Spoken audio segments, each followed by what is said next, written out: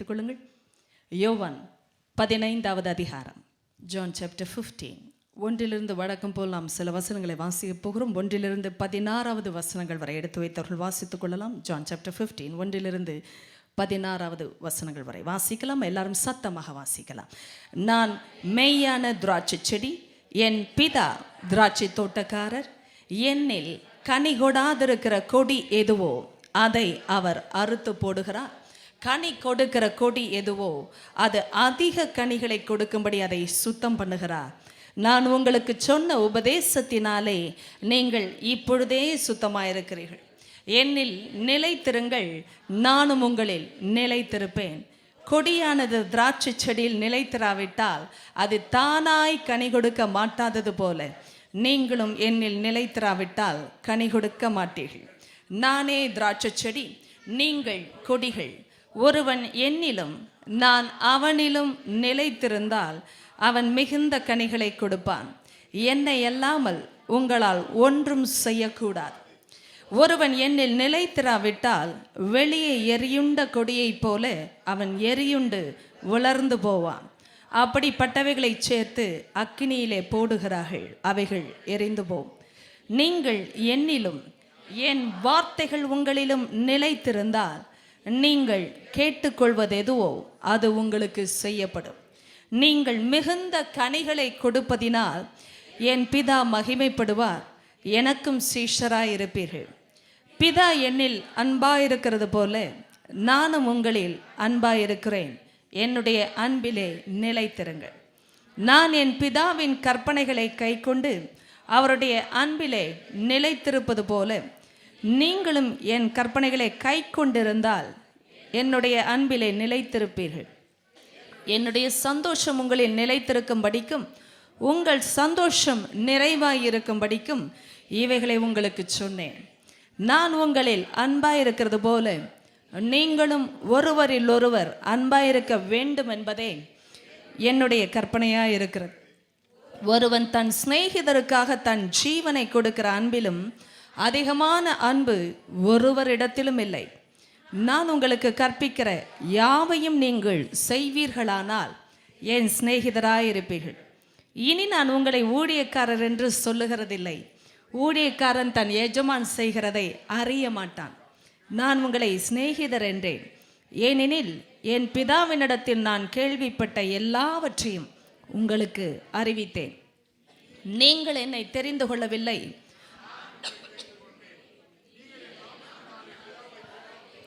அதை அவர் உங்களுக்கு கொடுக்கத்தக்கதாக நீங்கள் போய் கனி கொடுக்கும்படிக்கும் உங்கள் கனி நிலைத்திருக்கும்படிக்கும் நான் உங்களை ஏற்படுத்தினேன். ஹல்லேலூயா, ஆமென். விரைவாக சில ரீகேப்பை நான் கேட்க விரும்புகிறேன். சொல்லுங்கள், எதை படித்துக்கொண்டும் கடந்த வாரம் நாம் நினைவுபடுத்த நான் சந்தர்ப்பங்களை எப்பொழுதும் கொடுக்கிறபடினா நீங்கள் பேச முடியும் என்பது என் நம்பிக்கை. விரைவா. சரியை சொன்னீர்கள். இயேசுவோடும் அவருடைய வார்த்தையோடும் நெருங்கி இருந்தவர்கள் சுத்திகரிக்கப்படுகிறார்கள். வேறே குறிப்பிட்டு சொன்ன சில காரியங்கள் உங்களுக்கே தெரியும். அவைகளை நினைவுபடுத்தினா நன்றாயிருக்கும். சொல்லுங்கள். கர்த்தர் எப்படிப்பட்டவர்? யதார்த்தத்தை பேசி நீதியை. அப்படின்ற நமக்கு வருகிற தொடர்பு என்னம்மா? இதுல எந்த விதத்தில் பிராக்டிக்கலா நாம் இதை தொடர்பு படுத்த முடியும்? வார்த்தை வாழ்க்கையின் யதார்த்தமாய். எல்லாரும் கவனிக்கிறீர்களா? நான் பேசும்பொழுது மற்றவர்கள் பேசும்பொழுது கவனிங்கள், உங்களுக்கு தொடர்புகள் கிடைக்கும். அதனால் மற்றவர்கள் பேசும்பொழுது நாம் கவனிப்பது மிக ஒரு நல்ல குணமாக இருக்கிறது. என்னை பாருங்கள், வார்த்தையானது ஏதோ ஒரு யதார்த்தத்தை தாண்டின வார்த்தையாக இயேசு ஒரு காலம் எதையும் பேசி இருக்கவில்லை. அவர் எப்பொழுதுமே நம்முடைய நடைமுறைக்கு உரிய யதார்த்தமான வார்த்தைகளையே பேசுகிற தேவனாய் இருக்கிறார். ஆமென். வேறே எஸ், எனி அதர் ஆன்சர்?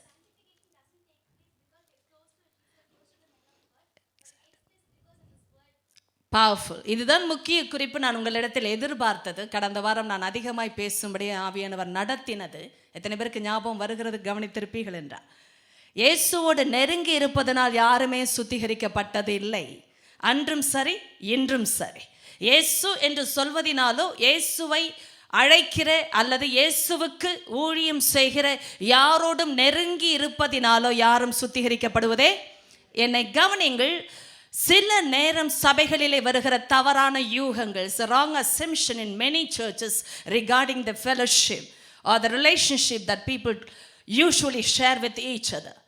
எதை தவறாக யூகிக்கிறார்கள் என்றால், போதகர்களோடு நெருங்கி இருப்பதனால் அவர்கள் போதகர்களுக்கு நெருங்கினவர்கள் என்ற அர்த்தம். இது எல்லா சபைகளிலும் தவறாக புரிந்து கொள்ளப்படுகிற காரியங்கள். போதகர்களோடு, சுவிசேஷகர்களோடு, தீர்க்கதரிசிகளோடு நெருங்கி இருப்பது என்பது ஏதோ ஒரு மனுஷ ரீதியாக எனக்கு அவர்களை பிடிக்கும் என்பதனால் வருகிற பழக்கமாய் ஒரு காலம் இருக்கக்கூடாது. இந்த தொடர்பு உண்டாக்கப்படுவதின் அர்த்தமே அவர்களிடத்திலிருந்து பெற்றுக்கொள்ளத்தக்கதாய் பகிர்ந்தளிப்பு உண்டாக்கப்பட வேண்டும். பகிர்ந்தளிப்பு என்றால் இம்பார்ட்டேஷன். ஒரு தேவ மனுஷனோடு மனுஷியோடு நெருங்கும் பொழுது பகிர்ந்தளிப்பு நடக்கத்தக்கதாக நெருங்க வேண்டும் என்பதே தேவனால் வருவது.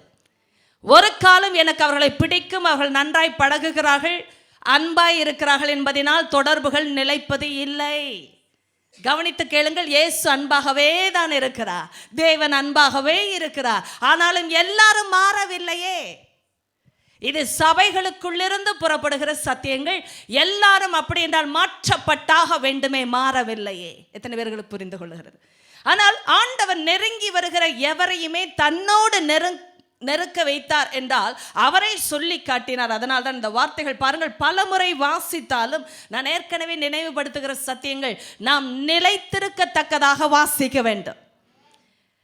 எத்தனை முறை வாசித்தாலும் பாருங்கள், இருப்பிடம் என்று நான் ஏற்கனவே தமிழில் சொன்னேன். about the reference, நாம் மறக்கப்படுகிற நிலைமை வருவதற்கு காரணம் நிலைத்திருக்கத்தக்கதாக நாம் சில நேரம் வாசிப்பதில்லை. பலமுறை வாசிக்கிறோம், ஆனால் மறந்து விடுவதற்கு காரணம் நிலைத்திருக்கத்தக்கதாக வாசிப்பதில்லை.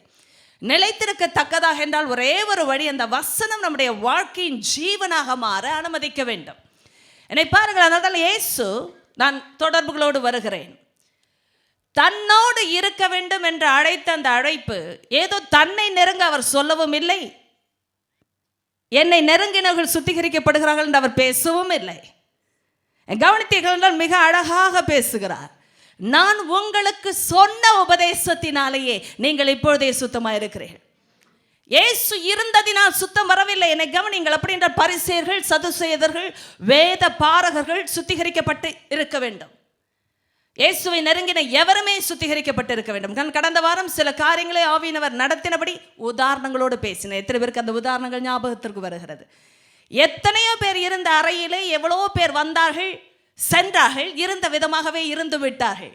ஆனால் சிலர் வலுக்கட்டாயமாக அவருடைய தொடுதலை பெற்றுக்கொண்டார்கள், பலவந்தப்படுத்தினார்கள். இன்னும் சரியை சொல்வேன் என்றார். அவர்கள் நெருங்கின முகாந்திரம் இயேசுவை நெருங்கினார்கள் என்பதை தாண்டி இயேசுவின் வார்த்தைகளை நெருங்கினார்கள், உபதேசத்தை நெருங்கினார்கள். அதனால் சுத்திகரிக்கப்பட்டார்கள். அவர் பேசுறதை கேட்காம இயேசுவை பிடிக்கும்னு யாரும் சொல்ல முடியாதுங்க. ஆண்டவர் பேசுகிறதை கேட்க விரும்பாமல் இயேசுவை பிடிக்கும்னு யாரும் சொல்லக்கூடாதா? அது அர்த்தமற்றது. எப்படி தெரியுமா? இந்த இந்த இந்த சாப்டர்ல அந்த நெருக்கத்திற்கு நேராக தேவன் நம்மை அழைத்து கொண்டே இருக்கிறார். அதனால தான் இந்த பகுதியை வாசிக்கும் பொழுது ஏதோ கட்டளை, கற்பனை, செடி கொடி, கனி தருவது, சத்தியத்தின் அடிப்படையில் ஜெபிப்பதினால் பதில் பெறுவது,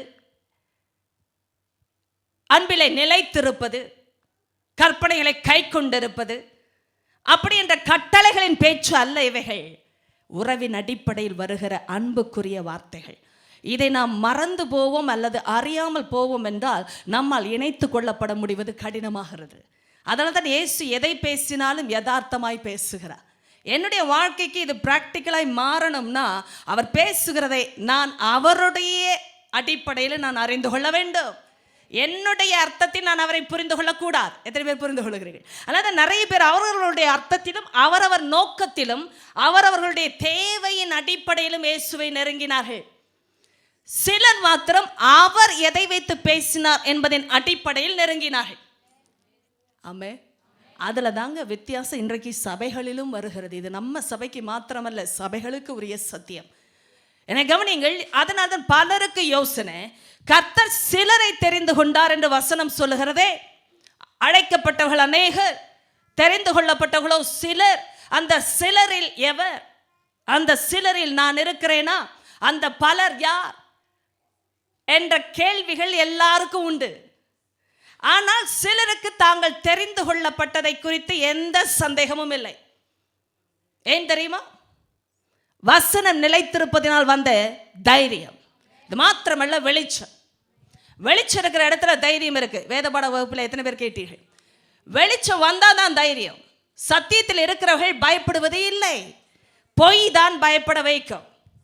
கவனிங்கள், ஒருவேளை சபையிலே தைரியமாக தேவ மனுஷங்களோடு பழகுவதற்கு பயம் உண்டாகிறது என்று சிலர் நினைப்பீர்கள் என்றால் அது சத்தியத்தால் வரவே இல்லை. தயவாக புரிந்து கொள்ள வேண்டும். If you got some sort of a fear concerning your relationship with any godly people, it's not from God. தேவனால் அது வரவே இல்லை. என்னை புரிந்து கொள்ளுங்கள் தயவாக. உலகத்திலும் உலக மனுஷங்கள் இடத்திலும் வேலைக்கு போகும்பொழுது, படிக்கும் பொழுது, பக்கத்து வீட்டில் பேசும் பொழுதெல்லாம் வராத பயம் ஒரு ஆண்டவரோட நடக்கிறவங்களோடு பேசும் பொழுது வருதுன்னா நீங்கள் அதெல்லாம் தேவன் கொடுத்தார் என்று நினைக்காதிருங்கள். அது தேவனாலேயே வரவில்லை. சபையில் இருக்கிற ஒவ்வொரு பிள்ளையும் சரியாய் தேவனோடு நடக்க கற்றுக்கொள்ளுகிறவர்கள் இடத்திலே சேர்ந்து நடக்க கற்றுக்கொள்ள வேண்டும். எல்லாருமே பரிபூர்ணர்கள் அல்ல, பூரணமாக்கப்படுகிற மக்களாய் நாம் இருக்கிறோம். ஆனால் விஷயம் என்ன தெரியுமா? இந்த ப்ராசஸ்க்கு விட்டு கொடுக்காத ஒரு ஆளோடு ஒரு ஆள் இணையிறாங்க என்றால் அதுவே காட்டுகிறது அவர்கள் வசனத்திற்குள்ளாக இன்னும் வந்து விடுதலையை பெறாமல் இருக்கிறார்கள். நீங்கள் வசனத்தில் வளரும் பொழுது வேறு விதத்தில் ஐக்கியத்தில் சந்தோஷமாக இருக்கவே முடியாது. எத்தனை பேருக்கு புரிந்து கொள்ள முடிகிறது? எந்த விதத்திலும் வேறு விதமாக வளரவே முடியாதுன்னு ஒரு பிள்ளை புரிந்து கொள்ளும் பொழுது வளர விடாத காரியங்களோடு இணைக்கவே விரும்ப மாட்டார்கள். ஏனென்றால் அவர்களை அது வெட்டி விடுகிறது என்று அவர்களுக்கே தெரியும். உண்மையா? வெட்டி விடுகிறது என்றால் என்ன அர்த்தம் தெரியுமா? ஆண்டவரை விட்டே வெட்டுதுன்னு அர்த்தம். தயவு செய்து புரிந்து கொள்ளுங்கள். இயேசுவை விட்டு பிரிக்கிற எதுவுமே தேவனால் வரவில்லை. உலகம் உங்களை பகைத்தது உண்டானால் அவர்கள் முதலாவது என்னை பகைத்தார்கள் என்று அறியுங்கள். அவரே பேசினார். அவர்கள் என்னை பகைத்தார்கள் என்றால் உங்களையும் பகைப்பார்கள். என்னை ஏற்றுக்கொண்டது உண்டானால் உங்களையும் ஏற்றுக்கொள்வார்கள். அதுதான் விஷயம். இந்த ஈக்குவேஷனே அப்படிதான் வரும். இப்போ ஆண்டவரோடு நடக்கிற ஒரு பிள்ளை ஆண்டவரோடு நடக்க வாஞ்சிக்கிற இன்னொருவரோடு தான் நெருக்கமாக இருக்க விரும்புவாங்க. அவருடைய கான்வர்சேஷன் வேற எந்த விதத்தில் இருந்தாலும் முடியாதுங்க. Try and understand this. இதெல்லாம் சொல்லி கொடுக்கறனால வராது, இணைந்திருப்பதினால் வரும். ஆமே. நிறைய பேருக்கு புரியாத கான்செப்ட்ஸ். அதனால தான் என்ன இவங்களை இப்படிலாம் பேசினா அப்புறம் உலகத்தில் வாழவே முடியாது. இயேசுவும் வாழ முடியாமல் தான் இருந்தார். அவருக்குரியதில் அவர் வந்தாராம், ஆனால் அந்த உலகம் அவரை ஏற்றுக்கொள்ளவில்லை. அப்படிதான் இருக்கும் விஷயம். உலகத்தாக உங்களை ஏற்றுக்கொள்ள மறுப்பார்கள். காரணம், இயேசுவை ஏற்றுக்கொண்டார்கள் என்றால் உங்களையும் ஏற்றுக்கொள்வார்கள். அவருடைய வசனங்களை கை கொண்டதுண்டானால் உங்களுடைய வசனங்களையும் கை கொள்ளுவார்கள். தெளிவாய் பேசுகிறார் ஆண்டவர். அப்போ நான் தனியாக இருக்கிற மாதிரி இருக்குன்னா பரவாயில்ல. எங்க தனியாக இருக்கிறீங்கன்றது ரொம்ப முக்கியம். எங்க தனியாக இருக்கிறீங்க அதுதான் இப்போ question. Where do you feel lonely? You're not left alone, right? எங்க லோன்லியை ஃபீல் பண்றோம் தெரியுமா? உலகத்துல தான். ஆண்டவருடைய ராஜ்யத்தில் யாரும் தனிமையா இல்லை. அதனால தான் நான் உங்களை திக்கற்றவளாக விடேன் என்று சொன்னேன். திக்கே இல்லாத பிள்ளை இங்கே யாருமே கிடையாது. நான் உங்களிடத்தில் வருவேன் என்று சொன்னாரே, வந்து விட்டார். பரிசுத்த ஆவியானவர் உள்ளே தங்கி இருக்கிறார்.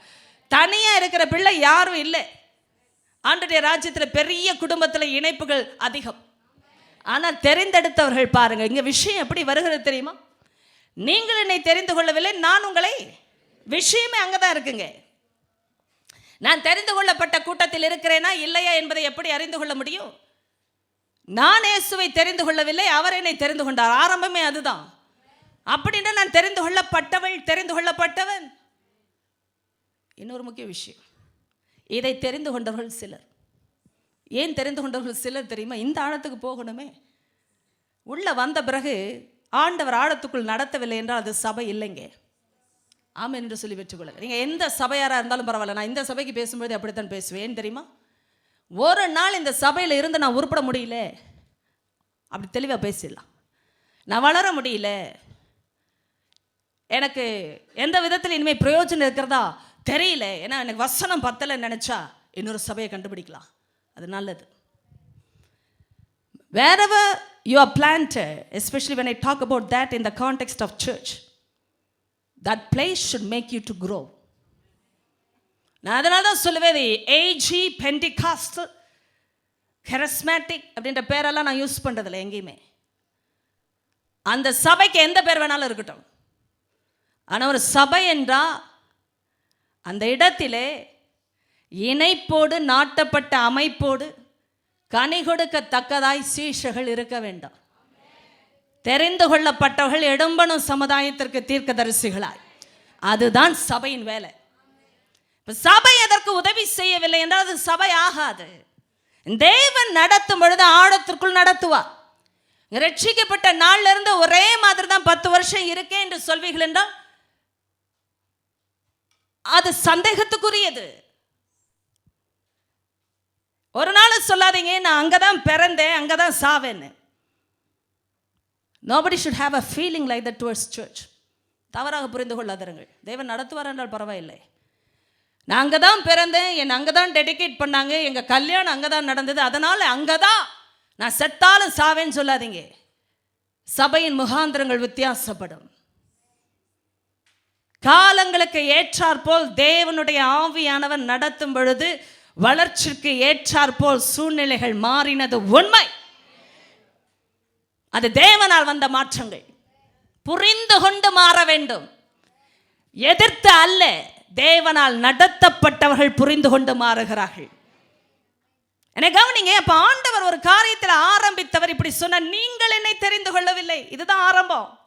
யாருமே தெரிந்து கொள்ளப்பட்டவர்கள் என்று எப்படி புரிந்து கொள்ளுகிறார்கள் என்றால் இந்த ஆரம்பம் மிக முக்கியம். நான் அவரை தெரிந்து கொள்ளவில்லை, அவர் என்னை அப்படின்ற இது அவரால் வந்த தெரிந்தெடுப்பு. You are God's choice. What a powerful statement. You are God's choice.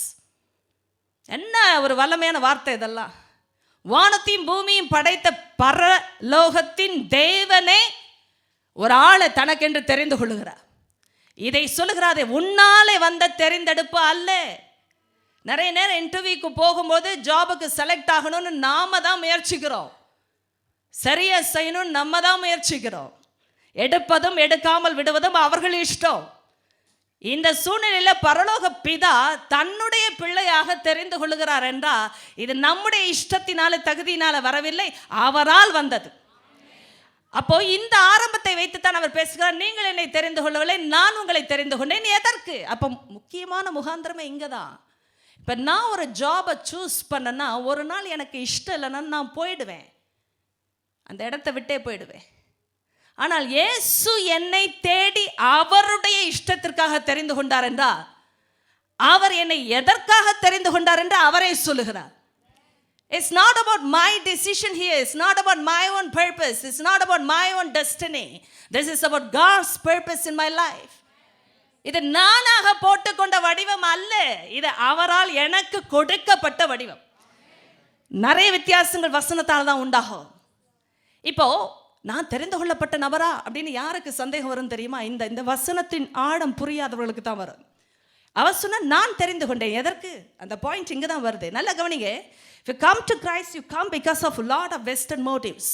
உள்ளாந்த சில சுயநல நோக்கங்களுக்காக லாபங்களுக்காக இயேசு கிட்ட வந்தது உண்மைங்க. அதில் எல்லாரும் இருக்கிறோம். எல்லாருமே தெய்வீக நோக்கங்களை அறியவே கிடையாது. தெய்வம் இல்லைன்னா தெய்வீக நோக்கங்கள் இல்லை. எத்தனை பேருக்கு அது புரியும்? ஆமென். நீ சொல்லாதீங்க, I have got a very great purpose in seeking God.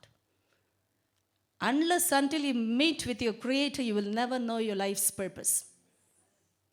உங்க சிருஷ்டிகரை நீங்க சந்திக்காத பட்சத்தில் எதற்கு இந்த உலகத்தில் உட்கார்ந்துருக்கணும் கூட தெரியாது. அர்த்தம், கோயிலுக்கு வரோம் போறோம்னா எல்லாரும் தான் போறாங்க. ஆனா கோயிலில் இருக்கிற தெய்வத்தை வைத்து தான் அர்த்தங்கள் வித்தியாசப்படுகிறது. ஆமே, என் வேலைக்கு ஒரு அர்த்தம், என் வாழ்க்கைக்கு ஒரு அர்த்தம், என் திருமணத்திற்கு ஒரு அர்த்தம், பிள்ளை பெற்றெடுப்பதில் ஒரு அர்த்தம், அதை வளர்ப்பதிலும் அர்த்தம், எல்லாவற்றிலும் ஒரு அர்த்தம் வேணும்னா என் வாழ்க்கையில் வந்த பெரியவரால் தான் அர்த்தத்தை கண்டுபிடிக்க முடியும். இப்போ அவரே சொல்லுகிறேன், நான் ஏன்ப்பா உன்னை தெரிந்து கொண்டேன், மகளை ஏன் தெரிந்து கொண்டேன்? பாரு அர்த்தத்தை பாரு. 1000 காரணத்துக்காக இயேசுகிட்ட வந்திருக்கலாம். ஆனா அர்த்தத்தை கண்டுபிடிக்க அவர் உதவுகிறார். இயேசுகிட்ட வந்த உடனே தெரிய வந்த விஷயம், நான் அவரை தெரிந்து கொள்ளவில்லை, அவர் என்னை தெரிந்து கொண்டார். எதற்கு தெரிந்து கொண்டார்? என்னை கவனிங்க, எதற்கு தெரிந்து கொண்டார்? நம்ம நினைத்தோம் அல்லவா, இயேசுவை நான் விசுவாசித்தேன், ரட்சிக்கப்பட்டேன், அவர் என் ஜெபங்களுக்கு பதில் கொடுக்கிறார், அற்புதமா என்னை விடுதலை செய்திருக்கிறார், சாட்சிகளை கொடுத்திருக்கிறார், எல்லாம் சரி. ஆனா ஆழம் வித்தியாசமானது. அதை வெளிப்படுத்துகிறார் பாருங்கள். நீங்கள் என் நாமத்தினாலே பிதாவை கேட்டுக்கொள்வது எதுவோ.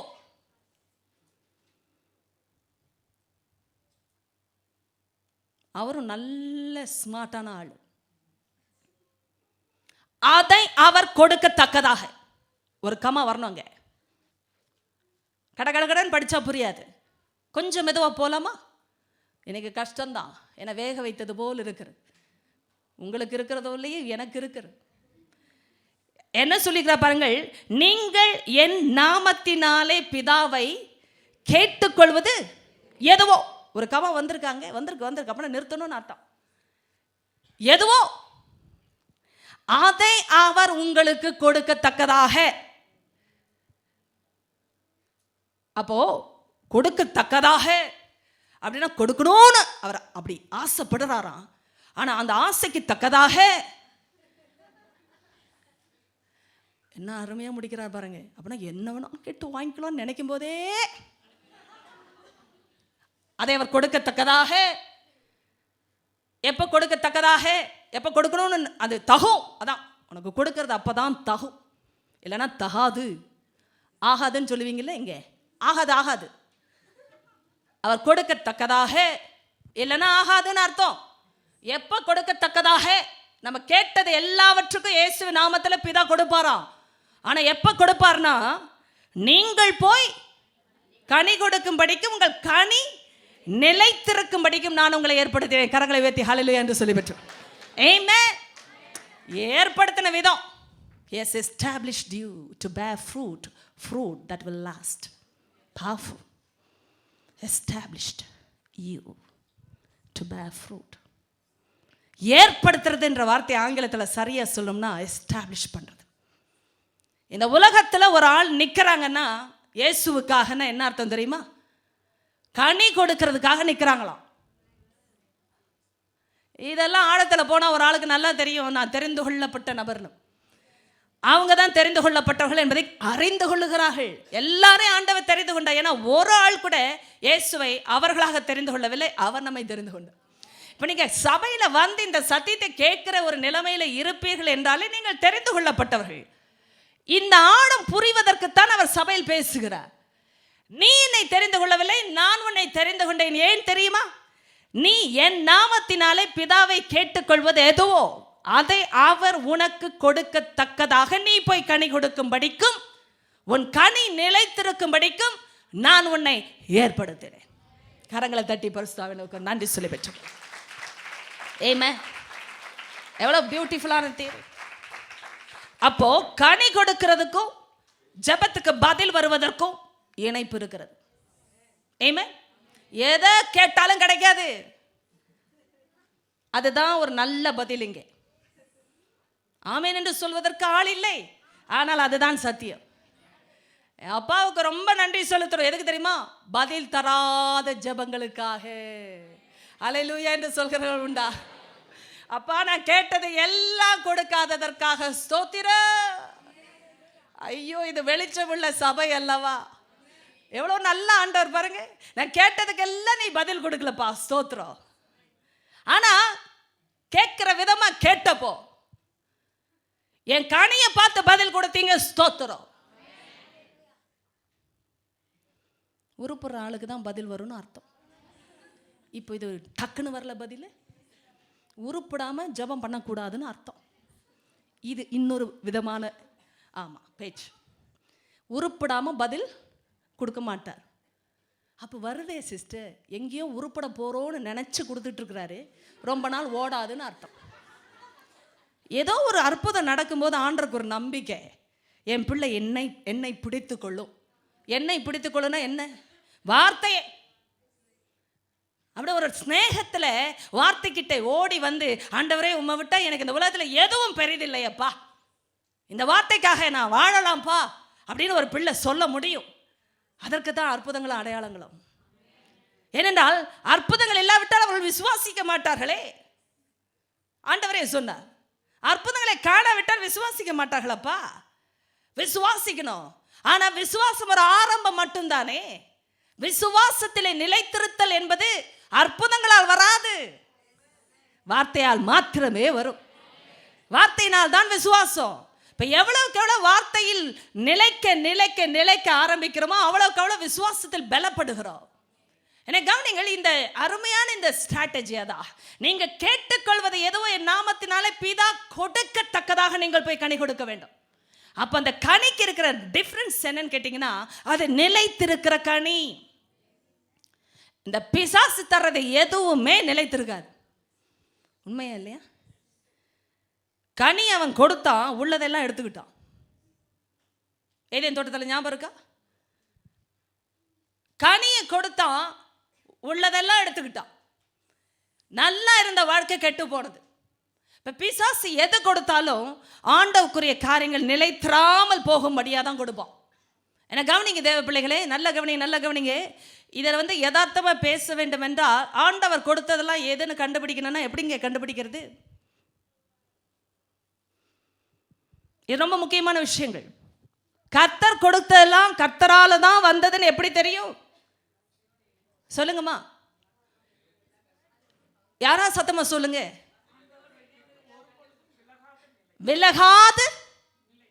விலகாத நிலை. கர்த்தரால் வருவது எதுவுமே விலகாது. சரியான வார்த்தை. இதை பாருங்க, எந்த ஒரு பரிபூர்ணமானதும் நன்மையும் உங்களுக்கே தெரியும். ஜேம்ஸ் சாப்டர் 1:17, யாக்கோபு 1:17, பரிபூர்ணமான எந்த ஒரு நன்மையான எந்த ஒரு ஈவும் பரிபூர்ணமான எந்த ஒரு வரமும் பரத்திலிருந்து ஜோதிகளின் பிதாவின் இடத்திலிருந்து இறங்கி வருகிறது, அவரிடத்தில் எந்தவித வேற்றுமையும் நிழலுமில்லை. ஆமென். அப்படின்னா என்ன அர்த்தம்? God doesn't show favoritism. He is not partial. ஆண்டவர் யாருக்குமே செய்வாருங்க. ஆனா ஒரே ஒரு அக்னாலஜ்மெண்ட் அவசியம். ஒன்று வாங்கின உடனே கையெழுத்து போடுறல நான் வாங்கிட்டேன். ஆண்டவர் ஒன்றை கொடுத்தாருன்னா அதுக்கு இருக்கிற முத்திரை என்ன தெரியுமா? நன்மை என்ற முத்திரை. நன்மையும் தீமையெல்லாம் கலக்காதங்க. கர்த்தர் கொடுத்தா நன்மை மட்டும்தான்.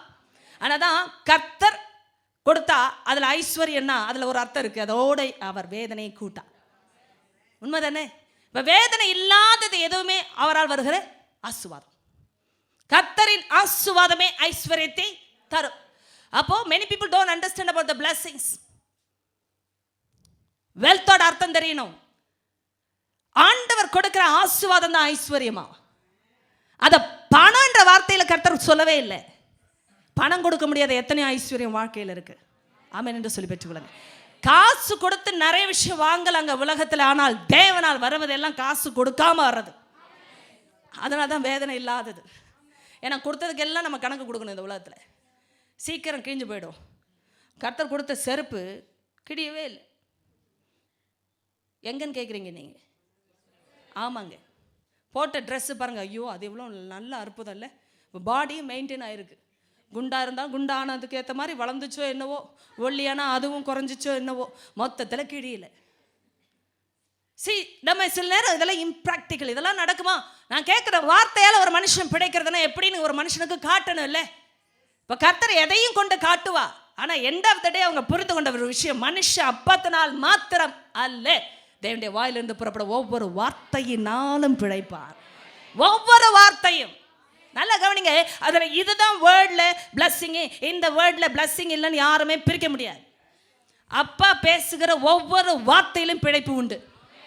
இதுதான் தெரிந்து கொள்ளப்பட்டவளுக்கு இருக்கிற வெளிச்சம். ஆண்டவரே நான் உன்னை ஆசீர்வதிக்கவே ஆசீர்வதித்து என்றால் தான் ஆசீர்வாதம் சில பேர் நினைக்கிறீங்க. இல்லை, நான் உன்னை சிட்சிக்கவே சிட்சித்து, அதுவும் ஆசீர்வாதம் தான். இப்போ கர்த்தர் பேசின எதுவுமே ஆசீர்வாதம் தான். அதை புரிந்து கொள்கிற பிள்ளை தான் தெரிந்து கொள்ளப்பட்டதன் நிலைமையில் இருக்கிற பிள்ளை.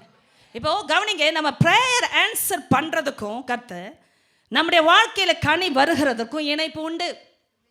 ஏற்கனவே அவர் சொல்லிவிட்டார், நீங்கள் என்னிலும் என் வார்த்தைகள் உங்களிலும் நிலைத்திருந்தால் நீங்கள் கேட்டுக்கொள்வது எதுவோ அது உங்களுக்கு செய்யப்படும். அப்ப என்ன விஷயம்? வார்த்தையால வர்ற ஜெபம் கர்த்தருடைய பதிலை வாங்குகிறது. அப்ப வார்த்தையினால வருகிற ஜெபம் என்றால் என்ன அர்த்தம்? இந்த வார்த்தையினாலே நம்முடைய விண்ணப்பங்கள் பாதிக்கப்படுகிறது. ஹல்லேலூயா என்று சொல்லுகிற உண்டா? இந்த வார்த்தையினாலே நம்முடைய விண்ணப்பங்கள் பாதிக்கப்படுகிறது இல்லையா? புரிந்து கொள்ளுகிறீர்களா? ஜெபம் அஃபெக்ட் ஆகும் வேர்டு இருந்தா. வார்த்தையை படிக்காம ஜெபம் பண்றவங்க பல வருஷம் கிளிப்பிள்ளையின் ஜெபம் என்று சொல்வார்கள். சொன்னதையே சொல்லி கொண்டு இருப்பார்.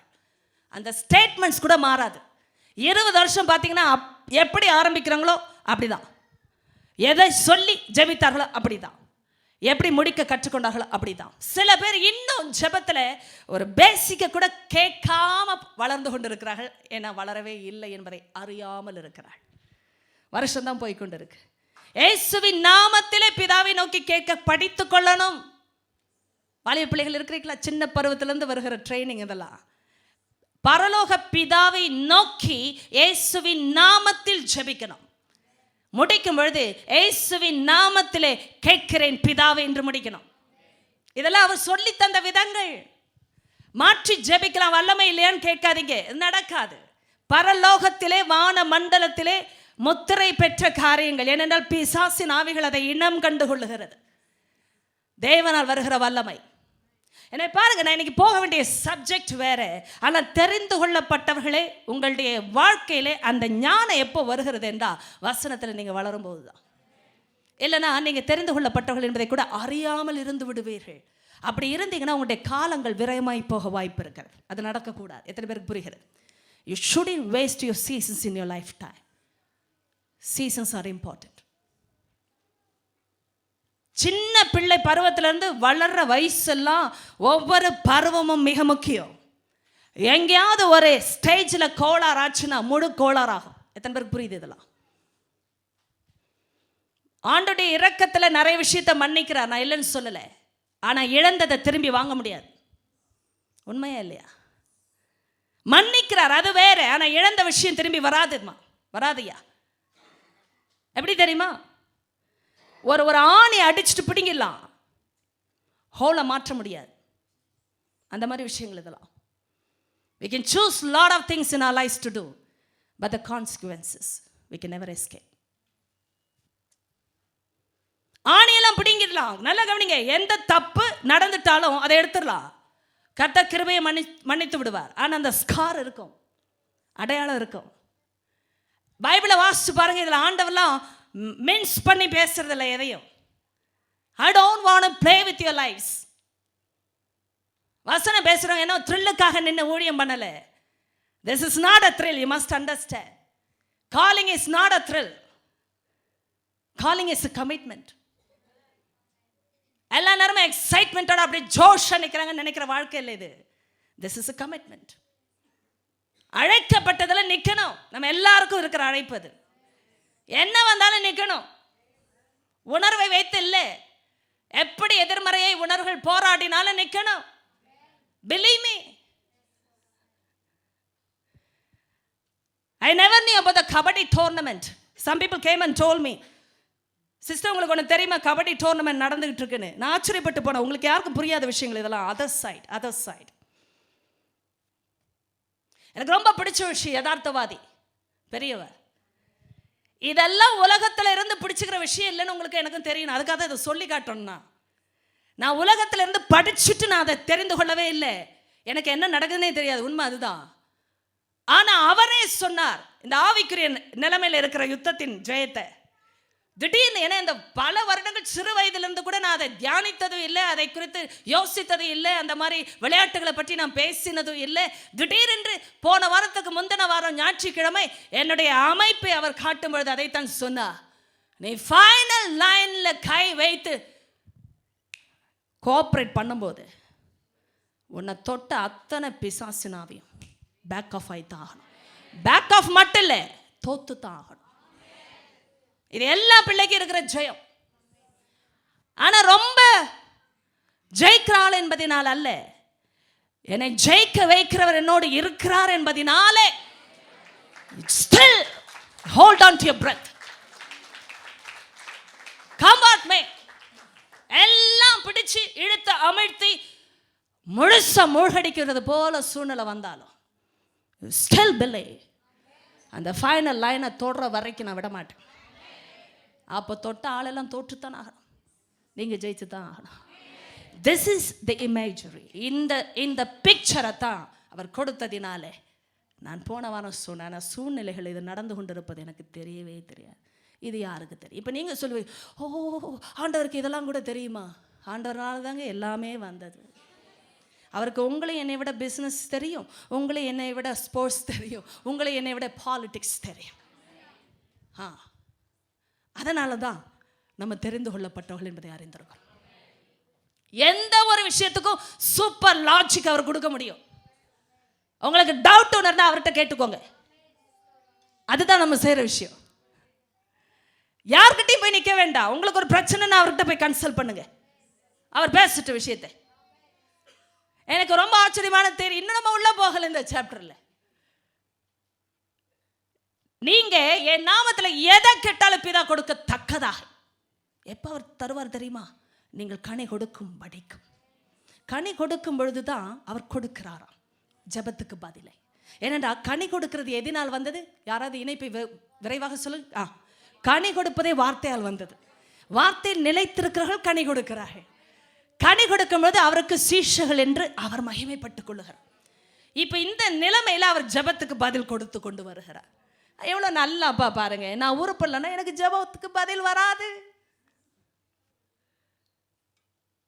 நிறைய பேர் பல வருஷம் சொன்னதையே சொல்லி ஜெபிச்சுட்டு இருக்காங்க. யோசிக்கணுமா இல்லையா? இவ்வளோ வருஷம் ஜெபிக்கிறேன், பதில் வரலன்னா விட்டுறலாம்ல. என்னங்க அப்படி பார்க்குறீங்க? எங்கோ ஏதோ ஒன்று இருக்கு, அதை நோக்குவோம். அவர் கொடுப்பதும் கொடுக்காமல் இருப்பதும் அவர் சித்தம் தான். ஆனால் விஷயம் என்ன, நான் மாறணும்ல. ஏமே என்ன கவனிக்க, ஏதோ ஒரு தெய்வம் கிட்ட போனா பதில் கொடுக்கும் என்றால் அது ஏசு இல்லை. ஐயோ சிஸ்டர், இதெல்லாம் சுவிசேஷமே இல்லை. இல்லைன்னா வாழ்க்கை என்ன வருது? ஆண்டவரே நான் கேட்கிறேன், நீ தாரும். எதை கேட்கிறாய்? எதை கேட்கிறாய்?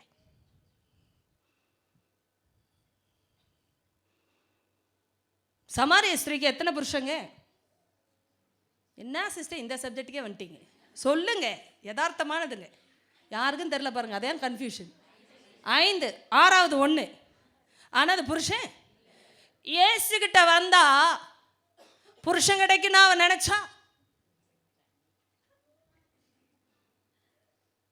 நல்ல கவனிங்க, ஏசுகிட்ட வந்தா யதார்த்தம் தான் வரும். அதனால தான் அவரை தீர்க்கதரிசி என்று காண்கிறேன். தீர்க்கதரிசிகள் வாழ்க்கைகளோடு விளையாடக்கூடாது. உள்ளதை உள்ளபடி தான் பேசுவார்கள், ஆனால் உருப்பட பேசுவார். அதையும் சொல்லிக் கொடுக்குறேன். உங்களை குலைத்து விட, உங்களை சிதறடிக்க பேசப்படுவது எதுவும் தீர்க்க தரிசனம் அல்ல. உங்களை ஊன்ற கட்டவே தேவன் பேசுவார். ஓடி வந்தா ஒரு ஸ்திரீ என்றால் அவளுக்கு சொல்யூஷன் என்ன இருக்கணும்? 5 தோத்துச்சியா, 6வது ஜெயிக்கட்டும். அப்பதானே அவர் இயேசு. நீங்கள் பேசுங்கள், பேச மாட்டீர்கள். எங்க ஆண்டவர் பதில் கொடுத்தா ஜெயிக்கணும்ல. அவர் ஜெயிக்க வைத்த விதமே வேறு. உருப்படாத ஒரு வாழ்க்கையை தலை நிமிர்ந்து பார்க்க கூட முடியாமல் இருந்த ஒரு கனவீனப்பட்ட ஒரு பாத்திரத்தை ஊரே திரும்பி பார்க்க வைத்தாரே, அது இயேசுவால் வந்த ஜெயம். புருஷன் உருப்படுறனால இல்லை, வாழ்க்கை உருப்படணும். வீடு உருப்படுறதுக்கு முன்னாடி. உண்மையா இல்லையா? நிறைய ஸ்திரீகளுக்கு ஜெபம் எப்படி தெரியுமா? என் ஹஸ்பண்ட் ரட்சிக்க பண்ண. எதுக்குமா? அப்பதான் ஹாப்பியா இருக்கலாம், வீட்டில் சண்டை இருக்காது. இதுக்கு ரட்சிக்கப்படாமலே இருப்பது நல்லது. ஏன் தெரியுமா? வாழ்க்கை உருப்படும். அப்படியா தேவனிடத்தில் நெருங்கி சேர்ந்து கொண்டு இருப்பார்கள். ஆண்டவரே நீரே போதும் என்றாவது இருப்பார்கள்.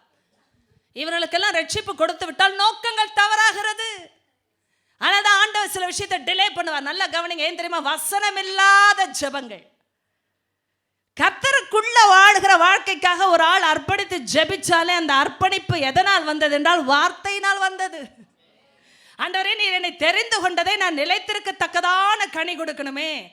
ஏன்னா எத்தனையோ விஷயத்தில் நான் செய்தோம், பிரயோஜனம் இல்லை. அதை நான் எவ்வளவோ அனுபவிக்கிறேன், ஆனால் அந்த வாழ்க்கையில் எனக்கு நிம்மதி இல்லை. சில விஷயம் நமக்கு இருப்பதினாலே ஆசீர்வாதம் இல்லைங்க, கர்த்தர் கொடுப்பதினாலே ஆசீர்வாதம். அதனுடைய இணைப்பே வார்த்தை. நீங்களும் நான் அந்த வார்த்தையினாலே ஜெயிக்கிற ஸ்டேஜ் தான் தெரிந்து கொள்ளப்பட்ட வாழ்க்கை. இந்த தெரிந்து கொள்ளப்பட்ட வாழ்க்கையில் ஆண்டவர் சொல்கிற பதிலெல்லாம் பிரம்மாண்டமாக வரும். நான் சொல்லுகிற பிரம்மாண்டம் என்பது நீங்களும் நானும் நினைக்கிறது போல உலக நிலைமையில் அல்ல, பரலோகத்தின் பார்வையில். கரங்களை உயர்த்தி ஆமென் என்று சொல்லிவிட்டு, எனக்கு ரொம்ப பியூட்டிஃபுல்லான தேரி இங்கே தான் வருது. டைம் இருக்குது நமக்கு, கவனிங்க. அவர் சொல்லுகிறார், ரொம்ப ரொம்ப அழகாக சொல்லுங்க. பல வருஷம் படித்திருக்கிறோம், நானும் படித்தேன், நீங்களும் படித்தீர்கள் என்று நம்புகிறேன். ஏன் அப்படி சொல்ல வேண்டும் என்ற உங்கள் வாழ்க்கையை பற்றி எனக்கு தெரியாது. உண்மையா இல்லையா?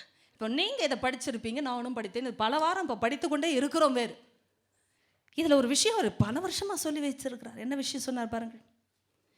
பிதா என்னில் அன்பாக இருக்கிறது போல நானும் உங்களில் அன்பாக இருக்கிறேன், என்னுடைய அன்பிலே எல்லாமே நிலைத்திருப்ப பற்றி தான். நீங்கள் என்னிலும் என் வார்த்தை உங்களில் நிலைத்திருந்தால், இப்போ அன்பிலே நிலைத்திருங்கள். நல்ல கவனிங்க, அன்பில் நிலைத்திருக்கணுமா? அன்பிலே நிலைத்திருங்கள். அன்பில் நிலைத்திருந்தால் என்ன நடக்கும்ன்றது அவர் சொல்லணும். இப்போ எத்தனை பேருக்கு ஆசையாக இருக்குது அதெல்லாம் கேட்க? அன்பில் நிலைத்திருந்தா என்னப்பா ஆகப்போகுது, என்கிட்ட அன்பு இல்லையா? நிறைய பேர் சொல்லுவாங்க, நானே இயேசுவை ஏற்றுக்கொண்டா என் பாவெல்லாம் மன்னிக்கப்படுச்சு. நான் என்ன பாவம் பண்ணேன்? கொலை பண்ணனா, விபச்சாரம் பண்ணனா, இல்லை அடுத்த வீட்டில் போய் திருடுனா, வாய்ப்பு கொடுத்துருந்தா செய்திருப்போம். ஆனால் நல்ல பிள்ளைகள் போல வளர்க்கப்பட்டோம். நம்ம அப்பா அம்மாவும் அப்படி காட்டிக்கொண்டார். எத்தனை பேருக்கு அதெல்லாம் ஒத்துக்கொள்ள முடியும்? அப்படி தாங்க. ஏசு இல்லைன்னா எல்லாம் நடிப்பு தான். அதுதான் உண்மை. நல்லது போல இருந்தது, நல்லது இல்லை. நல்லவர்கள் போல் காட்டினோம், நல்லவர்களாக இல்லை. என்னை பாருங்க, இப்போ ஆண்டவர் சொல்லும்போது சில விஷயங்கள் எனக்கு ரொம்ப பிரமிப்பு. என்ன அன்பிலே நிலைத்திருக்கணும்? அவர் சொல்கிற அன்பு வேறு. அப்போ அந்த வித்தியாசம் அங்கே தானே வருகிறது. இப்போ எனக்கு அன்பு இல்லையா வாழ்க்கையில்? உங்களுக்கு அன்பு இல்லையா? ஆண்டவர் சொல்கிற விஷயம் நிலைத்திருக்கிற விஷயங்கள். நம்ம அன்பு மாறி போகிறது அல்லவா? யாராவது ஒரு சொல்லுங்க, என் அன்பு என்றுமே மாறாத அன்பு. நான் உங்களிடத்தில் வந்து பேசிக்கொள்கிறேன். உங்களுடைய அன்பு என்னுடைய அன்பு மாறி போகிற அன்பு. ஒத்துக்கொள்ளுங்கள். ஆமென் என்று சொல்.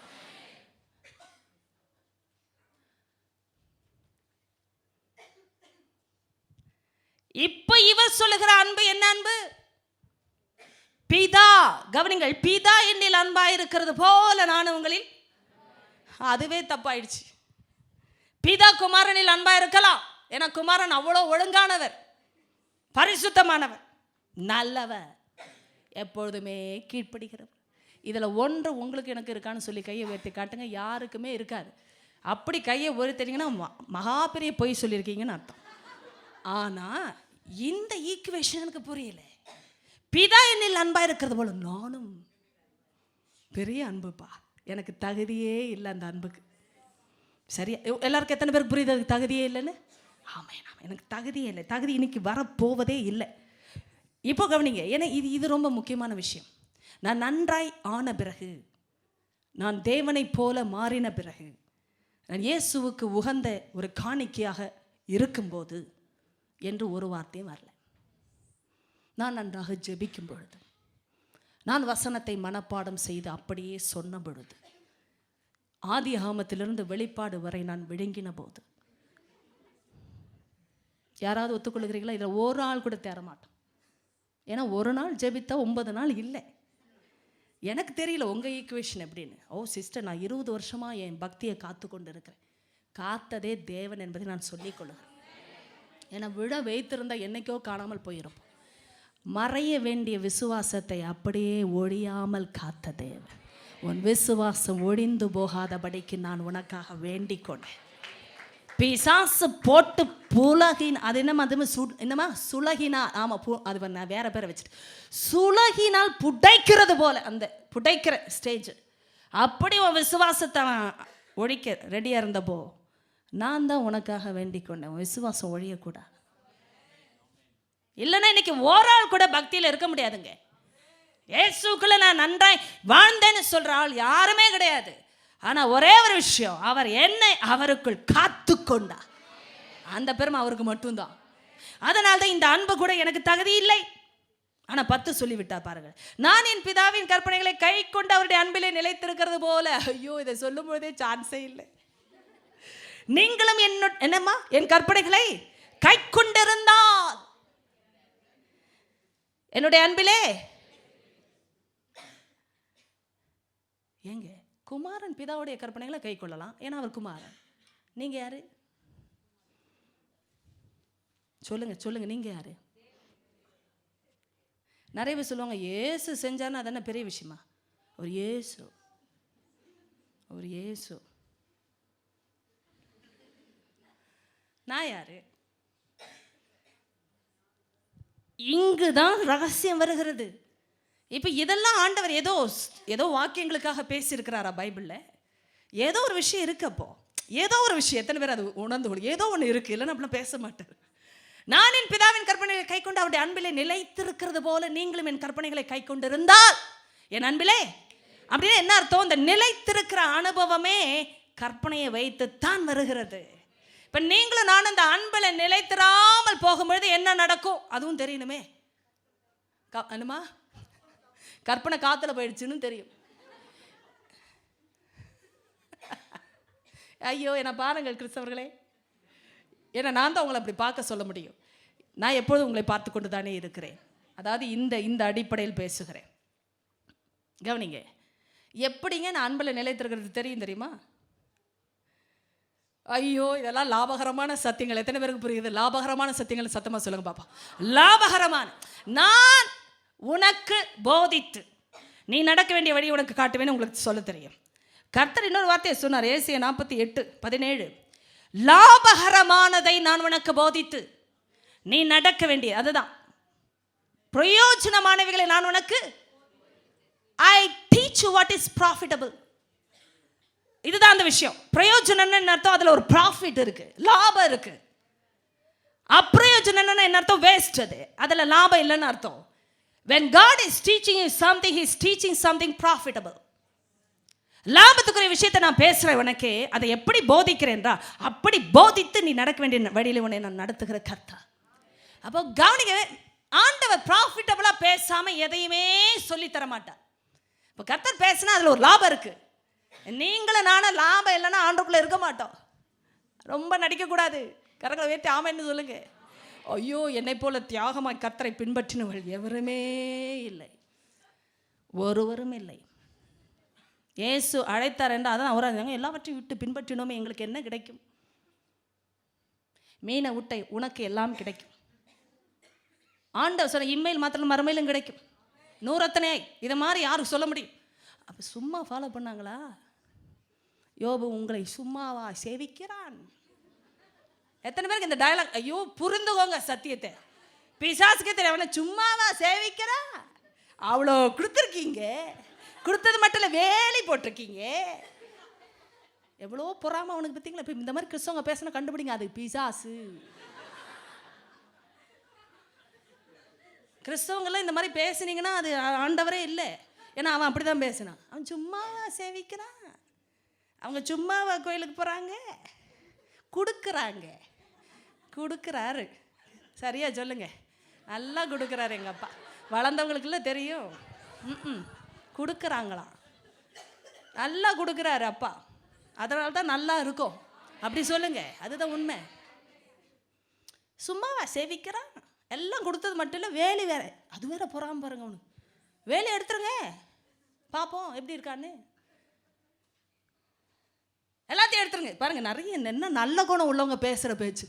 எல்லாத்தையும் எடுத்துருங்க. என்னத்துக்கு?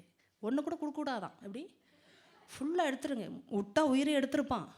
அதனால தான் ஆண்டவர் சொன்னான், உயிரை மட்டும் தொடாதே, மற்றெல்லாம் எடுத்துக்க பரவாயில்ல, ஏன்னா என் தாசனை பற்றி எனக்கு தெரியும்ட்டார். என்ன சேலஞ்சியா! ஒரு மனுஷனை பற்றி தேவனுக்கு இருந்த பெருமை ஒன்றும் யோபுக்கு தெரியாது. கடைசி வரைக்கும் நமக்கு தான் தெரியும். பைபிள் படிக்கிற நமக்கு தான் தெரியும். யோபுக்கு தெரியாதது நமக்கு தான் தெரியும். ஒரு மனுஷனை பற்றி என்ன தைரியம் அவருக்கு. உங்களுக்கு எனக்கு அந்த மாதிரி சேலஞ்செல்லாம் ஆண்டவர் எப்படி பிசாசுக்கு முன்னாடி கொடுக்குறான்னு தெரிஞ்சிடுச்சுன்னா சீப்பான விஷயத்துக்கெல்லாம் இதுதான் வெளிச்சம். உங்களையும் என்னையும் பற்றி பரலோகத்தில் பிசாசுக்கு முன்னாடி எடுக்கிற சேலஞ்சஸ் நீ ட்ரை பண்ணு பாரு. என் பிள்ளைய பற்றி எனக்கு தெரியும். அவன் என்னை விட்டு கொடுக்க மாட்டான். அதுதான் அவருக்கு இருந்த பெருமை. பிளஸிங்ஸ் என்னப்பா பிளஸிங்ஸ், அவனுக்கு தெரியும் நான் தான் வாழ்க்கையோட பிளஸிங்னு. நீ எதை வேணாலும் எடு, அவன் என்னை விட்டு கொடுக்க மாட்டான். பரலோகமே கவனிச்சுட்டு இருந்தது, பரலோகத்தின் தூதர்கள் கவனித்தார்கள், பிசாசின் சேனைகள் கவனித்தது, நரகம் கவனித்தது. அந்த வார்த்தையை நரகம் கவனித்தது. ப்ரூவ் பண்ணார் யோபு. அவர் என்னை கொன்று போட்டாலும் அவரில் நான் நம்பிக்கையாக இருப்பேன். தெரிந்து கொள்ளப்பட்டவர்களுடைய வாழ்க்கை அதுதான். என்னையா நடக்கும், அவர் தானே முடிவு பண்ணுகிறார், பண்ணட்டும். ஆனாலும் அவர் மேலே நான் நம்பிக்கையாக இருப்பேன். இதுக்கு மேலே நரகம் என்ன செய்யும்? ஒன்றும் செய்ய முடியாது. பிசாசுக்கு தெரிந்த விஷயம் அதுதான். இப்போ கவனிங்க, எனக்கு ஆச்சரியம் என்னன்னா, இது என்ன அன்பிலே நிலைத்திருப்பது எப்படி? 11 ஆண்டர் விடாமல் போகிறார். லாபத்தின் போதனை எத்தனை பேருக்கு புரிகிறது? லாபத்தின் போதனை. என்னுடைய சந்தோஷம், எல்லாரும் சத்தமாய் 11 வாசித்து விடலாமா? என்னுடைய சந்தோஷம் உங்களில் நிலைத்திருக்கும் படிக்கும், உங்கள் சந்தோஷம் நிறைவாயிருக்கும் படிக்கும் இவைகளை உங்களுக்கு சொன்னேன். ஆமே. வார்த்தை உங்களிலும் என்னுடைய கற்பனை உங்களிலும் நிலைத்திருக்கும் பொழுது அன்பிலே நிலைத்திருக்கிறீர்களாம். அதுவும் யாருடைய அன்பு? பிதாவின் அன்பில் நான் நிலைத்திருக்கிறது போல என்னுடைய அன்பில் நீங்கள் நிலைத்திருக்கிறீர்கள். அப்பா, அப்பாவோட அன்பில் நிலைத்திருக்கிற பிள்ளைக்கு ஆண்டவர் ஒரு லாபத்தை கொடுத்திருக்கிறார். என்ன லாபம்? சந்தோஷம். ஏமே ஒரு இடத்துலயாவது கவனிங்க, சந்தோஷத்துல நிலைத்திருக்கிறதுனா அற்புதம்னு, சாட்சின்னு நம்ம சொல்ற சாட்சி. வீடு வந்தான்னு, கல்யாணம் ஆனான்னு. நான் எல்லாத்துக்கும் எதிரி இல்லை, அப்பா சொல்ற தியரி வேற, அதனால சொல்லுகிறேன். பிள்ளை பிறந்தான்னு, ப்ரமோஷன் கிடைச்சான்னு ஒரு இடத்துல எழுதியிருக்கா? சந்தோஷத்தில் நிலைத்திராம அநேக கிறிஸ்தவர்கள் டல் ஆகிறதுக்கு, டிப்ரெஸ் ஆகிறதுக்கு காரணம் நமக்கு சொல்லி தருகிற தேவ வாழ்க்கையிலேயே அன்பில் நீ நிலைத்தில்லை, அதனால தான் சந்தோஷம் போயிடுச்சு. கவனிங்க, miracles do play a role in bringing us closer to God. ஆனால் that's not the measure. கிட்ட வரலாம் இயேசு கிட்ட, அற்புதம் நடந்தா, ஆனால் நிலைத்திருக்க முடியாது. ஆனால் தான் சாப்பிட்டவங்களாம் போயிட்டாங்க வீட்டுக்கு, சீஷர்கள் மட்டும் தங்கியிருந்தாங்க. ஆண்டவரை உண்மை விட்டு நாங்கள் எங்கே போவோம்? ஜீவ வசனங்கள், நித்திய ஜீவ வசனங்கள் உம்மிடத்தில் உண்டே. சாப்பிட்டவங்களாம் போயிட்டாங்கங்கய்யா, நீங்கள் ஏன் போகக்கூடாது? எங்கேயா போ? சாப்பிட்டவங்களாம் போயிட்டாங்களே, திரளான ஜனங்கள் போயிட்டாங்களே, தங்கள் வாழ்க்கையை பார்த்து கொண்டு போய்விட்டார்களே. அற்புதங்கள், சப்பானிகள் எழுந்து நடந்தார்கள், குருடர்கள் பார்த்தார்கள், முடவர்கள் நடந்தார்களே, செவிடர்கள் கேட்டார்களே, மரித்தோர் உயிரோடு எழுந்தார்களே. என்ன ஆனார்கள்? என்ன ஆனார்கள்? போய்விட்டார்களே. ஏன் நீங்கள் போகக்கூடாது? எங்கேயா போவோம்? நித்திய ஜீவ வசனங்கள் உம்மிடத்தில் உண்டு. இப்போ லாபம் இல்லாமலா பின்பற்றினார்கள்? இல்லை, இந்த வார்த்தையினாலே ஒரு நித்தியத்திற்குரிய ஒரு சொத்து கிடைத்திருந்தது. என்ன? சந்தோஷம். எனக்கு நிறைய பேர் கேட்குறாங்கல்ல, எப்படியா உங்களால் இப்படி இருக்க முடியுது? கேட்டாங்களா இல்லையா? கேட்டிருக்கணும். கேட்கலன்னா ஏதோ கோளாறுன்னு அர்த்தம்.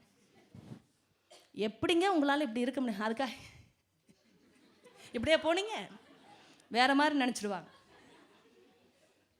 நட்டை கொஞ்சம் டைட் பண்ணணும். சிரிப்புனா அதுதான் சிரிப்பு. இது சந்தோஷம். எத்தனை பேருக்கு புரியுது? சந்தோஷத்தை வெறும் பல்ல காட்டுறதுனால காட்ட முடியாது. ஏன்னா நமக்கே வலிக்கும் கொஞ்சம் நேரம் கழிச்சு. இந்த ஃபோட்டோக்கு போஸ் கொடுக்கும்போதெல்லாம் போஸ் தான் கொடுக்குறோம். எத்தனை பேருக்கு அதெல்லாம் புரியுது? போஸ் கொடுக்கும்போதெல்லாம் வலிக்கும். நல்ல இயல்பாக சிரிச்சு பாருங்க, தன்னால் நல்லா இருக்கும். சில பேர் அதனால தான் ஃபோட்டோவிலையும் சிரிக்கிறது இல்லைன்னா வாழ்க்கையிலே சிரிப்பே இல்லை. அவங்க ஃபோட்டோவுக்கு சிரினா அந்த அம்மா அங்கே தான் முறைச்சியாக காட்டுவாங்க. ஊருக்கே தெரிட்டுமையா நீ வச்சிருக்கிற விதம். அப்போ ஃபோட்டோவுக்கு வீட்டுக்கு வரவங்களாம் பார்ப்பாங்க, ஐயா அப்படின்றப்பாங்க இங்கே. அப்போ எல்லாம் கேட்பாங்க, ஏன் உங்கள் ஒய்ஃப் இப்படி முறைச்சிட்ருக்காங்கன்னு. அதுக்கு காட்டி கொடுக்கறது. எல்லாவற்றுக்கும் சொல்லவில்லை, ஒரு சிரிப்புக்காக சொன்னேன். யதார்த்தங்கள் வேறு. சிரிக்க கற்றுக்கொள்ளுகிறதே தேவனிடத்தில் இருந்துதான். நன்றாய் கவனிங்க, நன்றாய் கவனிங்க. உலகத்தில் நிறைய சிரிச்சோம், போகிறவங்க வரவங்கெல்லாம் சபித்து விட்டார்கள். சிரிக்குது பாரு, வெறுத்து போச்சு நம்ம சிரிப்பை பார்த்து. ஏன்னா வெறும் சிரிப்பு தான், உள்ளேருந்து ஒன்றுமே இல்லை. அவ்வளோ வேதனையில் சிரித்து காட்டி கொண்டிருந்தோம். தேவன் அப்படி செய்கிறவரே அல்ல. இந்த சந்தோஷம் நிலைத்திருக்கிற சந்தோஷம். என்ன கவனிங்கம்மா, அம்மா ஐயா கவனிங்க. சில நேரம்லாம் அந்த கிறிஸ்தவ கான்செப்ட்ஸ் எல்லாம் டெப்த்துக்கு போகிறவங்களுக்கு தான் இதெல்லாம் ஊற்று மாதிரி. சும்மா வந்து போகிற ஆளுக்கு இதெல்லாம் புரியாது. நிலைத்திருக்கிறவங்களுக்கு மாத்திரமே புரியும். சில விஷயம்லாம் இவங்களை பாதரே பண்ணாது. உலகம் தலைகீழானாலும் பரவாயில்லன்னு நிற்பாங்க. எனக்கு வேண்டிய அற்புதம் வருதோ இல்லையோ, ஏசு போகுதுன்றது பாட்டு இல்லை, வாழ்க்கை. ஏன்னா இதெல்லாம் ஆழம். என் அப்பா சொல்லிட்டாரு, என்ன கவனிங்க, ஐயோ முடிக்க முடியும் என்று நம்புகிறேன் இன்று. என்னை பாருங்கள், சந்தோஷம் நிலைத்திருக்கும்படிக்கும் என்று மாத்திரமல்ல, உங்கள் சந்தோஷம் நிறைவாக இருக்கும்படிக்கும் இவர்களை சொன்னேன். அப்போ கற்பனையை கை கொண்டா அன்பில் நிலைத்திருக்கலாமா? ஏசப்பா அன்பில் நிலைத்திருக்கிறதுக்கு ஒரு லாபம் உண்டல்லவா? இப்போ உலகத்தில் அன்பு கொடுத்தா சந்தோஷம் வருதா இல்லையாங்க? சொல்லுங்க, இல்லைன்னு மட்டும் சொல்லாதீங்க. உலகத்தில் யாராவது அன்பு காட்டினா சந்தோஷம் வருதா? அதே போயிடுதா? ஆமான்னு சொல்லுங்க. பயமாக இருக்குது சில பேருக்கு சொல்லவே. போயிடுமா சிஸ்டர்? இன்னைக்கு எல்லாம் நாளைக்கு போகத்தான் போகுது, கேரண்டியா. இதான் நற்செய்தி. நீங்கள் ரொம்ப குளிர்ந்து கொண்டு உயர்ந்து கொண்டு அப்படியே cloud 9 பறந்து கொண்டு இருப்பீர்கள் என்றால் தரை தட்டுற நாளில் ரொம்ப வலிக்கும். cloud 3னா பரவாயில்ல, கொஞ்சம் வலிக்கும். cloud 9னா ரொம்ப வலிக்கும். எவ்வளோ பெரிய அன்பும் பார்த்தாச்சுங்க உலகத்தில். ஏன்னா நம்ம அன்பு அவ்வளோதான், மாறி போகும். இன்னைக்கெல்லாம் நாளைக்கு மாறும், கேரண்டியா. ஆண்டவர் சொன்னா, என் அன்பில் நிலைத்திரு நிலைத்திரு நிலைத்திருன்னு. அட போயா, எனக்கு இத்தனை பேர் அன்பு காட்டுறாங்க, நீங்களும் தான் அன்பு காட்டுறீங்க. எங்க போறது சொல்லுங்க, எங்க போகிறது? அத்தனை பேரையும் அத்தனை லாபகரமான பிஸ்னஸையும் விட்டுட்டு ஏசுகிட்ட உட்காந்தாங்கன்னா பைத்தியமா? கேட்குறாங்கல்ல, கோயில் கோயில் கோயிலுன்னு போறிய, என்ன ஆச்சு மண்டைக்குன்னு வாங்க. என்ன செஞ்சுட்டாரு ஏசு உனக்கு? அதனால தான் நிறைய கிறிஸ்துவர்களுக்கு தள்ளாடுகுது விசுவாசம். ஏன்னா வசனம் இல்லை. ஆமாம், என்ன செஞ்சிட்டாரு? அவங்களுக்கு எல்லாம் இருக்கு, எனக்கு இருந்ததும் போச்சு அப்படின்னு சொல்கிற ஆளுக்கு வசனம் இல்லை. என்ன இருக்கு? ஓ மை காட், எனக்கு இருக்கிற சந்தோஷம் உனக்கு இல்லை. என்ன இருக்கு உனக்கு சொல்லு? வீடு இருக்குது, வாசல் இருக்குது, உறவு இருக்குது, வாகனம் இருக்குது, நகை இருக்குது, நட்டு இருக்குது. அது என்னங்க நட்டு? ஓ, நகையை மாற்றுறதுக்கு ஒரு நட்டு. ஓ, எல்லாம் இருக்கு, ஆனால் இருக்க வேண்டியது இல்லை. சந்தோஷம் இல்லை, சமாதானம் இல்லை, நித்திய ஜீவனுக்குரிய நம்பிக்கை இல்லை. இன்னைக்கு மண்டைய போட்டா பரலோகம் போவோன்னு தெரியல.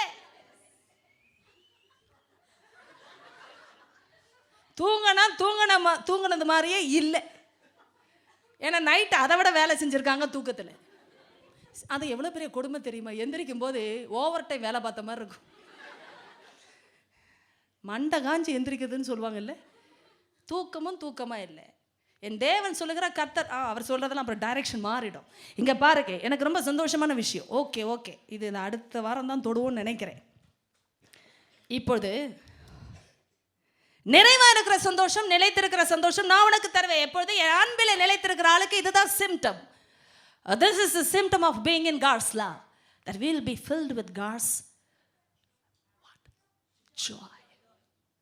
அதுதான் தேவனுடைய சந்தோஷம், நிலைத்திருக்கும், நிறைவா இருக்கும்.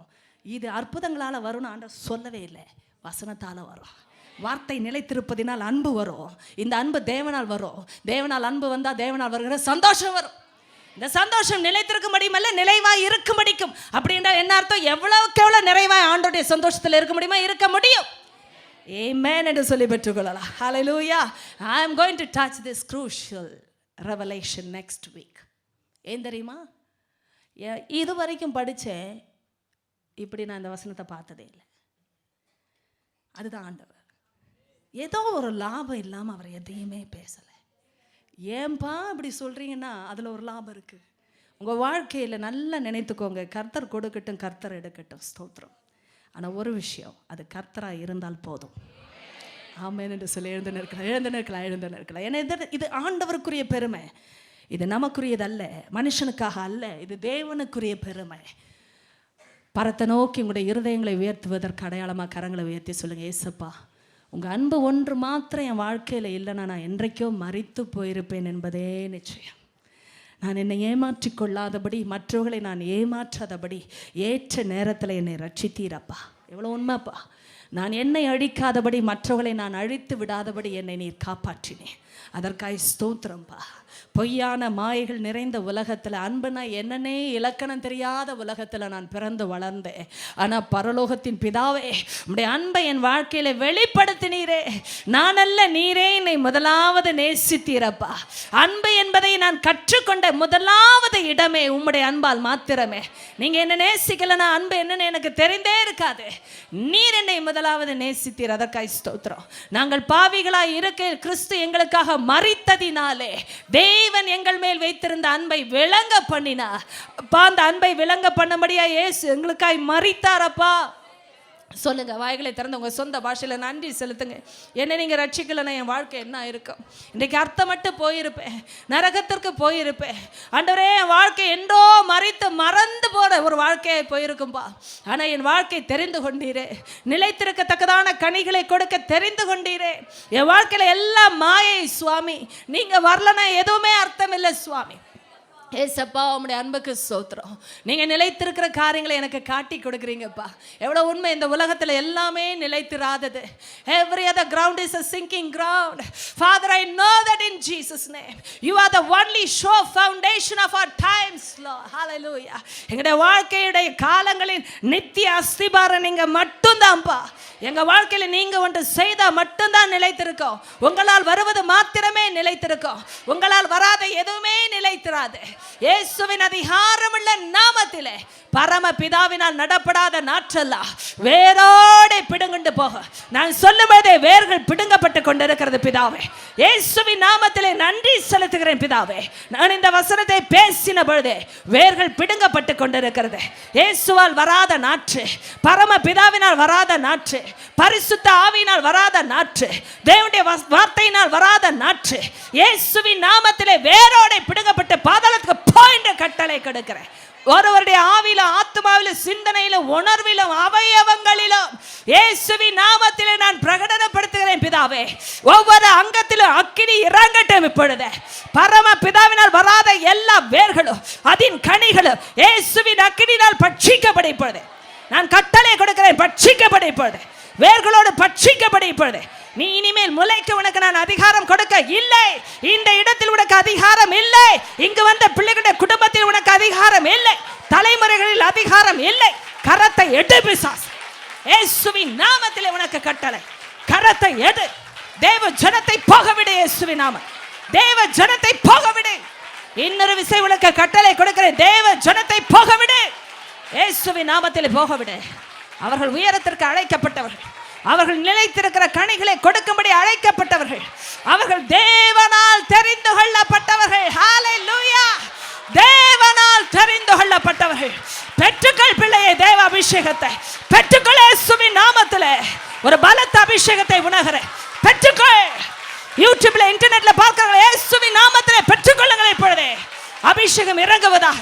ஓரா கவாலா ஷேபா. தேவனால் தெரிந்து கொள்ளப்பட்டவர்கள். நாங்கள் தேவனால் தெரிந்து கொள்ளப்பட்டவர்கள். பிசாசே, உனக்கு இந்த வார்த்தையின் மேல் அதிகாரமே இல்லை. உலகம் எங்களை வெறுத்தப்படுது, ஜாதிகள் எங்களை வெறுத்தப்படுது, ஊரு உறவு ஐயா பந்து ஜனங்களை எங்களை உதவாதவர்கள் என்று வெறுத்தப்படுது. தேவன் எங்களை தெரிந்து கொண்டா. தேவனே எங்களை தெரிந்து கொண்டா. நாங்களே கூட எங்களை தெரிந்து கொள்ள முடியாது சுவாமி. நீர் எங்களை தெரிந்து கொண்டே. நீரே எங்களை தெரிந்து கொண்டே. நீ தெரிந்து கொண்ட ஒரு பாத்திரத்தை பிசாசு சபிக்க முடியாது. பிசாசு தள்ளாட விட முடியாது. பிசாசு சிறைக்குள் வைக்க முடியாது. பிசாசு வறுமையில் வைக்க முடியாது. பிசாசு சாபத்தில் வைக்க முடியாது. இயேசுவின் நாமத்தில் நான் இப்போது இந்த கட்டுகளை உடைக்கிறேன். சாபத்தின் கட்டுகள் அங்கங்கே சிதறிக் கொண்டிருக்கிறது. பெற்றுக்கொள் தேவ பிள்ளையே. சாபத்தின் கட்டுகள் இயேசுவின் நாமத்தில் இப்போது சிதறிக் கொண்டிருக்கிறது. இந்த ஒரு வார்த்தைக்கு முன்பாக நான் உங்களை தெரிந்து கொண்டேன். ஓ ஹல்லேலூயா. பரிசுத்த ஆவியானவரே, உம்முடைய அபிஷேகத்துக்காய் ஸ்தோத்திரம். நீர் எங்களை தெரிந்து கொண்ட பொழுது பாதாளம் அதை எதிர்த்தது உண்மை. பிசாசுகள் அதை விரும்பவே இல்லை. எங்களை பெற்றோர்கள் அதை அறிந்து கொள்ளவும் இல்லை. கூட இருந்தவர்கள் புரிந்து கொள்ளவும் இல்லை. எங்களுடைய எதிர்காலத்தை யாரும் அறியவில்லை. எங்களை தெரிந்து கொண்டவர் எல்லாவற்றையும் தெரிந்து கொண்டேன். எல்லாவற்றையும் முன்குறித்தவர், எல்லாவற்றையும் ஆயத்தமாக்கியே தெரிந்து கொண்டேன். உலக தோற்றத்துக்கு முன்பாகவே எங்களுக்காக ஆயத்தம் பண்ணின நன்மைகளை நாங்கள் காணுகிறோம் ஐயா. இயேசுவின் நாமத்தில் இப்பொழுதே உம்முடைய பிள்ளைகளுக்கு தெரியட்டும், ஆவியில் தெரியட்டும். இயேசுவின் நாமத்தில் அந்த நம்பிக்கை தெரியட்டும். இப்பொழுதே பரிசுத்த ஆவியானவர், நீர் அழைத்தவர் நம்பிக்கையை வைத்து அழைத்தவர் அல்லவா? ஒரு பிள்ளை கூட திக்கற்ற பிள்ளை இல்லை. நம்பிக்கை முன்வைத்து அழைத்த என் தேவன் ஒரு பிள்ளை கூட நம்பிக்கையற்ற சூழ்நிலையில் விடவே இல்லை. அப்பா, எத்தனையோ பிள்ளைகள் நம்பிக்கை இழந்த சூழ்நிலைகளை உணர்கிறார்கள். தன்னுடைய வேலையிலும் ஆண்டவரை சூழ்நிலைகளிலும் நம்பிக்கை இல்லை, எதை பார்த்தாலும் நம்பிக்கை இல்லை, யாரிடத்திலும் நம்பிக்கை இல்லை. ஆனால் என் தேவன் சொல்லுகிறேன், நீர் நம்பிக்கை முன்வைத்து அழைத்த தேவன், அவர்களுக்கென்று ஒரு நம்பிக்கையை முன்வைத்து அழைத்தவர். அவர்களை திக்கற்றவர்களாய் விடீர், அவர்களை நம்பிக்கையற்றவர்களாய் விடீர். அவர்களுக்கு ஒரு எதிர்காலம் உண்டு, அவர்களுக்கு ஒரு நம்பிக்கை உள்ள எதிர்காலம் உண்டு. இயேசுவின் நாமத்திலே நான் பிரகடனப்படுத்துகிறேன். I decree and declare right now over God's people there's a future with a hope in the name of Jesus. Oh hallelujah. நான் நிர்ணயம் பண்ணது அவர்களுக்கு நிலைவரப்படும். மனுஷன் சொல்லாத வார்த்தைகள், இயேசுவின் நாமத்தினுடைய பிரதிநிதியாக நான் பேசின வார்த்தைகள், நிர்ணயம் பண்ண வார்த்தைகள் அவர்களுக்கு நிலைவரப்படும். அதை அவர்கள் அனுபவிப்பார்கள். உலகம் அதை பார்க்கும், உறவுகள் அதை காணும். இயேசுவே உமக்கு மாத்திர மகிமை வரும்படி அது நடக்க இயேசுவின் நாமத்தை நாங்கள் அதை பெற்றுக்கொள்கிறோம். எல்லாரும் சொல்லுங்க, இயேசுவின் நாமத்தை அதை நாங்கள் பெற்றுக்கொள்கிறோம் பிதா. நாங்கள் அதை இயேசுவின் ரத்தத்தினால முத்திரை செய்து பெற்றுக்கொள்கிறோம். இந்த ஜனத்தை நான் வாழ்த்தி ஆசீர்வதிக்கிறேன். ஆண்டவருடைய கரம் அவர்களை வாலாக்காமல் தலையாக்குகிற கரம், அவர்களை கீழாக்காமல் மேலாக்குகிற கரம். அப்படி ஆகட்டும். அவருடைய களஞ்சியங்கள் பூர்ணமாய் நிரம்பி இருக்கட்டும். அவருடைய எருதுகள் பலத்தவைகளாக இருக்கட்டும். சத்ரு உட்புகுதலும் குடிகூடி போகுதலும் இராது. இவ்விதமான சீரை பெற்ற ஜனமும் கர்த்தரை தங்களுடைய தெய்வமாக கொண்டிருக்கிற ஜாதியும் பாக்கியம் உள்ளது. இயேசுவின் நாமத்தில் அப்படியே சொல்லி அவருடைய குமாரர்கள் ஓங்கி வளருகிற விருட்ச கன்றுகளாகவும், அவருடைய குமாரத்திகள் சித்திரம் தீர்க்கப்பட்ட அரண்மனை மூலைக்கற்களாகவும் இயேசுவின் நாமத்தில் இருக்க கடவர்கள். ஆசீர்வதிக்கிறேன் தகப்பன், ஆசீர்வதிக்கிறேன், ஆசீர்வதிக்கிறேன். இப்பொழுதே பிசாசை நீ கொண்டு வந்த சாபங்களை எடுத்துக்கொண்டு பாதாளத்துக்கு போ. ஒருவரும் இந்த ஜனத்தை சபைக்கு அதிகாரம் இல்லை. அவர்கள் ஆசீர்வதிக்கப்பட்டவர்கள். அப்படி ஆகட்டும். தொடர்ந்து ஓட கிருபை தாங்க. தொடர்ந்து உம்மை நேசிக்கவும், உம்முடைய அன்பில் நிலைத்திருக்கத்தக்கதாய் உம்முடைய கற்பனைகளில் நிலைத்திருக்கவும் எங்களுக்கு கிருபை கொடுங்கப்பா. அதுக்கு இருக்கிற ஒரே அடையாளம் சந்தோஷம். எங்கள் வாழ்க்கை சந்தோஷம் எதுவுமே தொட முடியாது டாடி. எந்த பிசாசுக்கும் அதிகாரமே இல்லை. ஆனால் உங்கள் கற்பனையில் நாங்கள் நிலைத்திருந்தால் போதும், உங்கள் அன்பில் நிலைத்திருந்தால் போதும், எங்களுக்கு சந்தோஷம் தன்னால் வரும். அதற்காக நன்றி செலுத்துகிறோம். அந்த சந்தோஷத்துக்கு பாத்திரவான்களை எங்களை தெரிந்து கொண்டதற்காக ஸ்தோத்திரம். தொடர்ந்து அந்த சந்தோஷம் நிலைத்திருக்கட்டும், நிறைவாகட்டும். இயேசுவின் நாமத்தில் அப்படியே ஆகட்டும் என்று சொல்லி பெற்றுக்கொள்கிறோம் பிதாவே. எல்லா மகிமையின் துதியை நீ ஒருவரை எடுத்துக்கொள்ளும். இயேசுவின் நாமத்தில் கேட்கிறோம் பிதாவே, ஆமென். கரங்களை தட்டி பெரியவருக்கு ஒரு மகிமை. ஆமென். ஹல்லேலூயா.